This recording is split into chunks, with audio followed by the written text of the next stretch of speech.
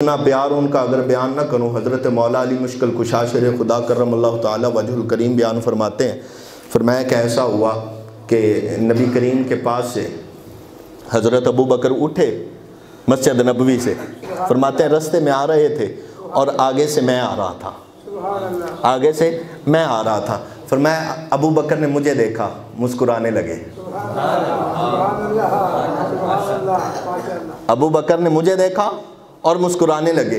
तो मैंने पूछा अबू बकर मुस्कुरा क्यों रहे हो, किस बात पे हंस रहे हो, क्या खुशी की बात है?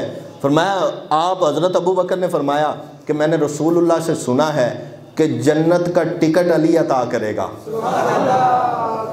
ये आपकी शान मैंने मुस्तफ़ा से सुनी है कि जिसको जन्नत का टिकट मिलेगा उस पे मोहर मौला अली की होगी। इसलिए आपकी शान को देख के मुस्कुरा रहा हूँ कि अल्लाह ने क्या शान दी है। हज़रत मौला अली फरमाते हैं अबू बकर का मैंने हाथ पकड़ा, हाथ पकड़ के फरमाया क्या फिर इससे बड़ी एक और बात ना बताऊं, इससे बड़ी एक और बात ना बताऊं? हज़रत अबू बकर फरमाते हैं बताओ क्या बात है? फरमाया ये तो सुना तुमने कि जिसको टिकट जन्नत का मिलेगा मोहर मौला अली की होगी।